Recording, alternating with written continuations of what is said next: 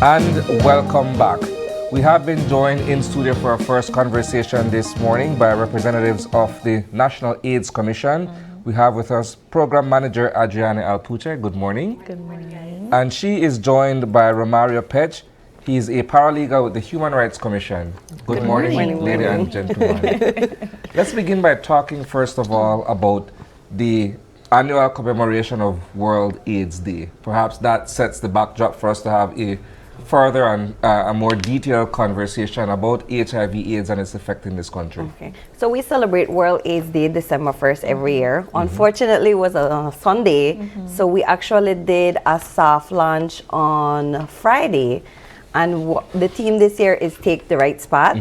So it works into Human Rights Commission and the rights that we have as human beings in Belize, and specifically with HIV. So we did have our opening on Friday, and then from there we had a bunch of activities surrounding the team and everything, and then we also have Mr. Romario here with us to talk about a little bit about Human Rights Day that is coming up as well. Yeah. So when we're thinking about take the rights path to end AIDS, it's not just about treatment that we're discussing, we're also talking about prevention.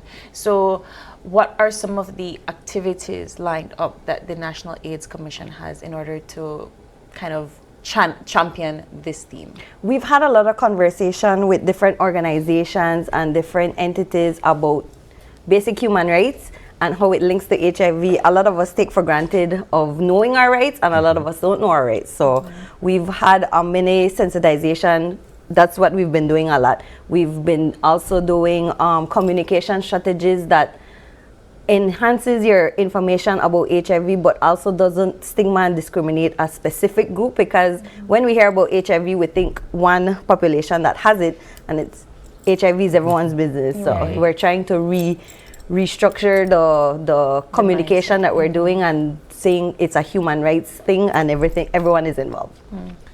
It is interesting because when you look at the way HIV/AIDS has been covered in this country, we've come a long way, naturally. Because I could recall back in the days when stigma and discrimination was so prevalent and there wasn't perhaps an effective way of being able to tackle that. Now, with public awareness and the information that is being shared, we've sort of shaped the way how people view persons living with HIV/AIDS and how they educate themselves, right? So we've come a long way in that regard, perhaps. But on the other hand, some would say that HIV/AIDS has sort of taken a backseat to other social and public health issues and what have you. Let's talk about that. I mean, it's a good and a bad thing. We're thinking about it. It's taking a backseat because it's not such a taboo subject anymore. It's a manageable disease. You take your medication. It's just like hypertension and diabetes. So it's something that someone can live with forever and just have a normal, healthy life, of course, on their medication. So that's the conversation we've been trying to push, because we've had statistically 3,500 persons in Belize that know their status, and we see the gap because out of that 3,500, we only have about 600, 700 that are taking their medication. So that's the gap that we're trying to bridge as well, to making sure that persons that are living with HIV know that the medication is free. You need to have that conversation with your social worker, with your family and friends, so you could take the medication and live a long and healthy life. Do people still get tested regularly? Are people still going? Okay. And then we've had initiatives. We have been working on the self-testing kits. So that's another initiative that we're trying to fully force into the field, so everyone could have that kit at home, do it with this privacy of everything at home, and then come back and report it. But doesn't that kind of contradict the taboo concept? Because I recall that when we would do the clinics at schools and so forth, at the university, where you would go in, and if when you want your results, you have to go quietly in another room with the nurse, kind of just like, to ensure that nobody knows your results. And that kind of puts a strain on those that actually kind of feel away when they go and get tested. The private test, don't they give that similar feeling? It does. Like I said, it's always a good and a bad. We're encouraging people to take rights of their own health. Okay. So my health has nothing to do with Romario's health. My health is my health. So if I want to take that initiative and do the test, I need to be the one responsible and go and get that HIV test. Whether I want to do it in a facility, and then let's be real, we're tired, we have a lot of work sometimes, so it's just easier. The concept is to just pick up and go and then do it where we have time and everything, because we don't want people to have a rushed HIV test and they're sitting there nervous and then they go about their day continually. So it's From the point of view of the National AIDS Commission, paint for us a picture of how AIDS looks in Belize in terms of mortality rate, in terms of persons accessing treatment. I know you've mentioned that we have as many as 3,500 persons living with the disease in the country. Well, what are we looking at in terms of the overall impact of that? We have about roughly 100 deaths a year. But that's HIV related, because that's another narrative that we're trying to rewrite. When you hear someone dies of HIV, they're like, oh, it's from AIDS. It's not necessarily AIDS you're dying from, it's from the HIV related sicknesses that comes with the disease. Okay. So a common flu could take someone down. We've had COVID outbreaks many times, so that was a big disease that we were trying to work hand in hand with HIV. So, Romario, I want to get you in on the conversation and talk about the Human Rights Commission of Belize and your collaboration with the AIDS Commission. Well, for the most part, when our discussions have of course mainly been with regards to the discrimination part of it. What Adriani has been mentioning with regards to the new kids and so forth, we are hoping to advocate further, for the most part, for access to services, right? And how this intertwines with human rights is basically giving persons like an empowerment, for the most part, to be able to access health, for the most part, in an ethical manner. While it's very important that we advocate health for these individuals, it's still, of course, a public health matter, and public health is human rights matter as well.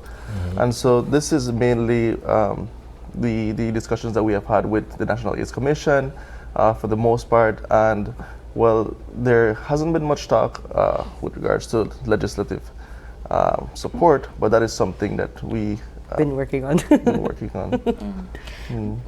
When you all, with your clients and your patients, I would say, how often is the conversation like when they go and receive treatment? Is there discrimination in the medical facilities? Is there discrimination in the social spaces?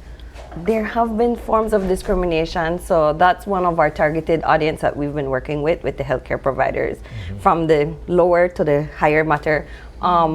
We've done a lot of sensitization. We've also worked with Ministry of Labor, because we do have HIV policies across with companies. Not everyone has, but we do have. So we kind of have like peer helpers and peer educators in the workplace that could help, because these are our coworkers that we see every day. So we're more comfortable talking with them. So we've had like mini HIV 101, what to do, how to access services. This is your point person if you need someone to go further and contact. So that's the initiative that we've taken as well this year. Wonderful. And how does that work with the Human Rights Commission? They do their Human Rights 101 too, because like I mentioned before, a lot of us don't know our basic human rights.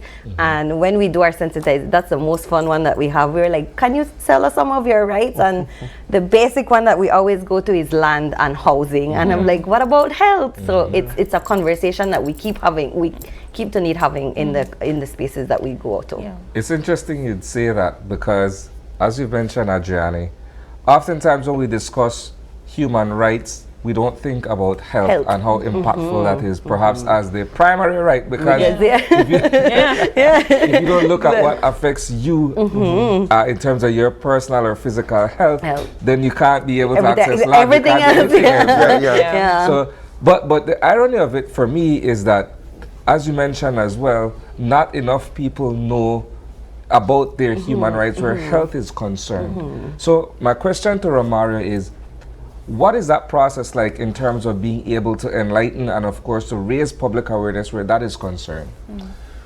Education is definitely important, and it's something that we have been trying to approach for the most part through outreach.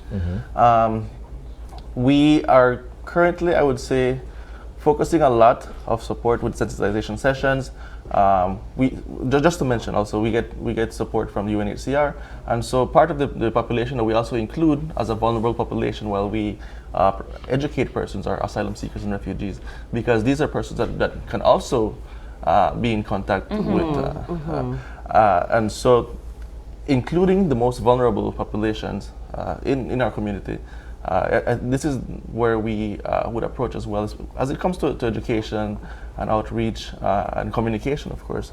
So trying to make the message, spread the message across the board for the most part. When you're talking about education outreach, how does that conversation take place in certain schools?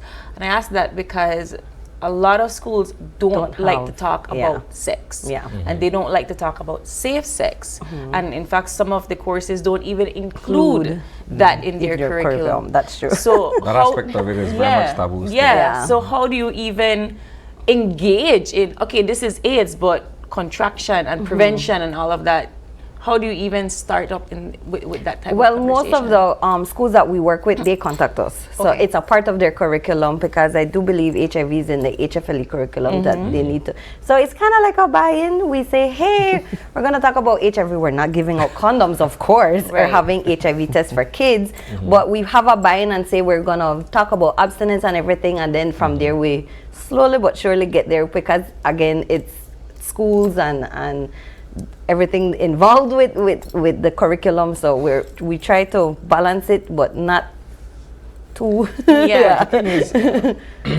Sex education is imperative because we're living in a time where everybody they have access to everything. We're seeing it, we're living it, and what have you. So why not from an earlier age begin to educate so that the kids could make a proper decision if they are faced That's with one that. of our buy-ins. So we're saying we're providing them accurate and proper information, because, like you said, our kids have access to information, but it might not be the correct information. So that's a way of our buy-in as well, just like to coax them a little bit and be like, hey, we're gonna give them accurate information and so forth. So So you all had a soft launch for World AIDS Day on Friday, but what are some activities that we can expect from the AIDS Commission throughout this week, and then we get into Human Rights Day? We're still doing HIV testing, because a lot of access to services are a lot of communities that can't reach to a healthcare facility.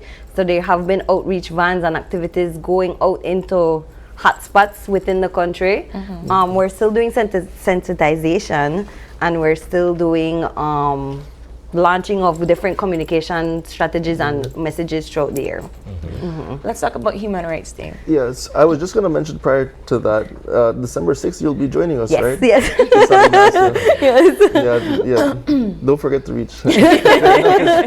we are going to be having basically a setup where different NGOs are going to be participating in the Welcome Center in San Ignacio, and the NAC is going to be one of them, promoting and advocating for these particular matters.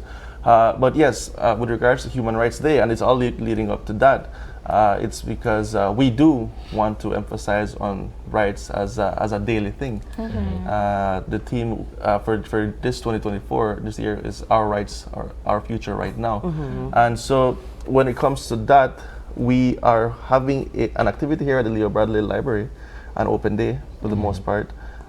We also are having basically an art exhibit, which has been basically leading up from the start, November 25th, which was the start of 16 days of activism. And so we want to end off basically to tie it all off with human rights.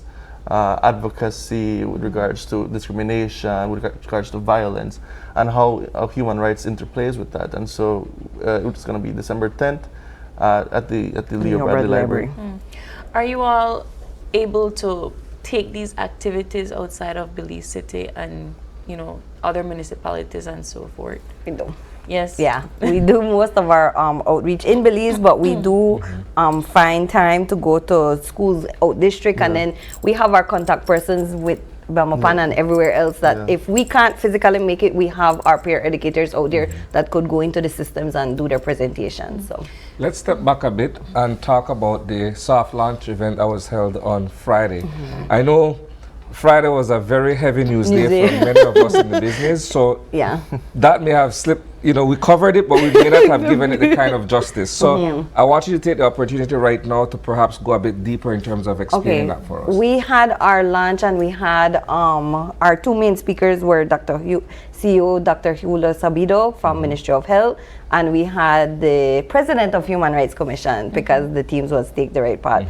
It was very small, but we had our main persons that were there that are to the response. We also had Miss Eva Burgos, who is from Gogoven. She has been doing a lot of work with HIV as well, and specifically with youth. So she has been going around to doing testing, HIV, talking more about PrEP, the medication, and so forth. So she's been on the ground as well. And she has a wider scope. She's been everywhere. So, yeah, those were the persons there, hand in hand, Ministry of Health as well. And then, of course, like you guys mentioned, it was a heavy day. So different activities were there. So we tried to do something very small and intimate for our partners that we work with. And then from there, it was pretty small and cute. Between you both, and yeah, this is a question for you both. Do we talk about HIV/AIDS enough? I mean, I know you do on a regular basis, but Is it society, an ongoing conversation? society, It is. We've had many conversations. We've had our ups and our downs, because like we mentioned before, good and bad, we're revamping again our communication strategy, because we don't want to target a specific population thinking it's just that population that has HIV. So even with our messaging, we had to go back, because somehow there's stigma and discrimination that we still see in the messaging, so we always are revamping our messaging. This year, we've noticed an increase in elderly with HIV.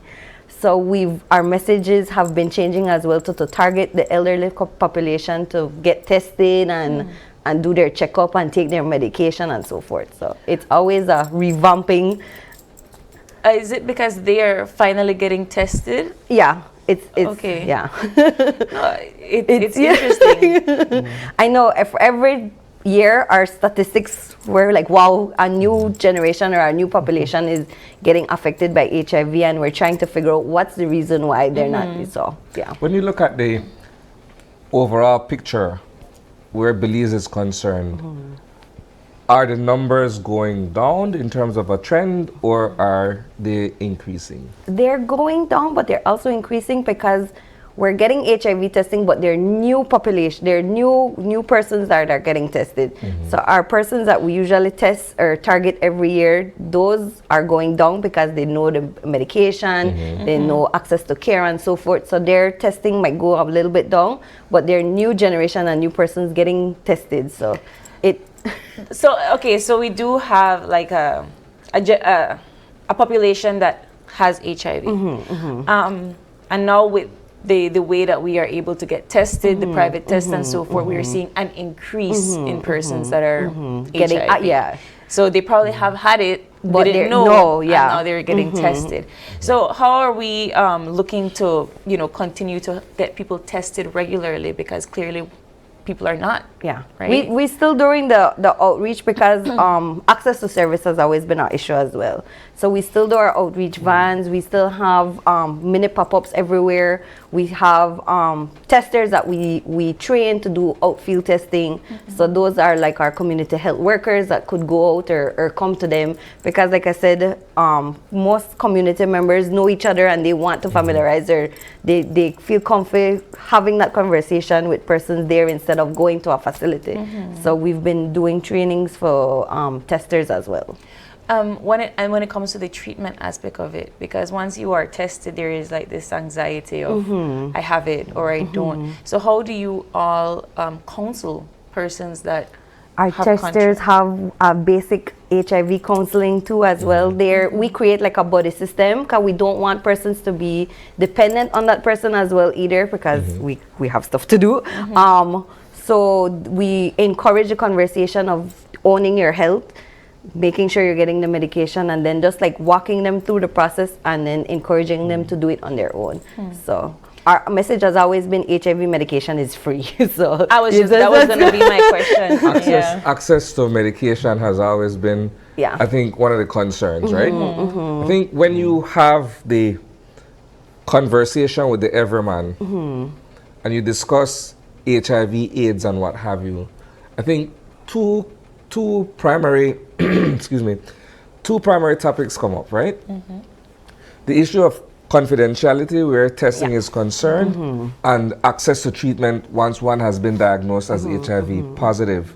And I think for me, my question has always been, how do we treat with privileged information when it comes to learning about someone's status? Because you might go to a public health facility and take a test, and you are trusting that the person who's administering that test or who has that result for you would keep that confidential to you. There's that confidentiality between with the patient if you're talking in a medical context, right?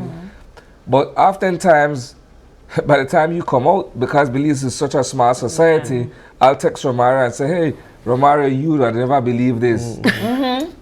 April 6th. So that's one of the first concerns, right? Then the other thing is, once we've known that, okay, she's sick and then she's seeking treatment, the moment she goes to access the treatment, somebody else exactly. So it creates somewhat of like a fear for people to access these services. It's definitely self-stigma, because just walking into a facility, I've had it before. We had certain areas of the hospital or certain doctors would be claimed as the HIV doctors or this was the HIV. So just walking in, you would think, oh, someone is seeing me in this corner. They're going to think I'm accessing HIV medication. So it definitely starts from within. So that's why we've integrated services. It used to be way back when that there was only a certain section that would deal with HIV. Now it's every doctor has access to HIV care. Every doctor has HIV medication. So that's one of the progress that we've made. So any doctor could deal with HIV. So it's definitely self-stigma. We've had session on those as well too. The perception of, oh, I'm going in and then someone is going to know my status. In regards to the healthcare service, we're very much confidentiality is key. We have a system and we don't even have the word HIV in that system. So that's, so there's nothing that could pinpoint, oh, Mr. Romero, Mr. Drane has HIV. So it's just, we're doing away we're doing away with a lot of nuances, and I appreciate that. But I think that now that we are going into this era where we're pushing testing, right, we're seeing our numbers kind of go up when it comes to persons that are living with HIV, in terms of educating their basic medical rights, their health rights for persons that are perhaps older. How do you all talk to these people? Because it's one thing to talk to students. It's another thing to tell your grandfather, hey, you need to get your treatment. Because it is. It's a completely different cultural thing. A lot of people think that when we have our session, it's the same thing that we're saying over and over again. And we've sat down, their project coordinator, Ms. Liz, and I, we sit down and we revamp every presentation that we do, because the conversation, like what you said with a student, and then a student within the school system and a student outside is completely different. So every conversation that we have is completely different. It might sound almost the same, but we have a little tweak there. With the elderly, it's mostly just to take their medication. So they're from within a system as well too. So it's usually they've bonded well with their healthcare provider. So usually because they're older, the healthcare provider will say, hey, you need to have this conversation. You have to. They're like, okay, sure. They're very much. So for persons that want to access information on this particular theme or just on HIV and AIDS in general, where can they find it? We have our website, nacbelize.org, and then we have a WhatsApp number, messages, of course, because You don't take calls. We take calls, but sometimes it's a yes, and then it kind of slips our mind. 610-5051, and then Romario has we have a human rights. Yeah, we also do have the Human Rights Commission of Belize Facebook page, Instagram. Okay. That you guys can follow. And also, we have all our information there, our phone numbers, emails. And just to add, for any person that may feel discriminated or violated at any point, they can reach out to us in this particular regard, in this theme. And we will try our best to advocate, support, refer. Yeah, so. And then your calendar of events one more time for our viewers. Yeah, so December 6th, San Ignacio. Ignacio. And yeah, that's our general NGO open day as well. And then we have the following one at the Leo Bradley Library, December 10th. That's to close off with Human Rights Day. Okay, and anybody can Yeah. It's free. Wonderful, guys. Well, thank you so much for joining us this morning, and we wish you best of luck for your activities for the remainder of the month. We're going to take another quick break, and when we come back, it's all about sustaining the future of aviation through security. You don't want to miss that conversation. We'll be right back.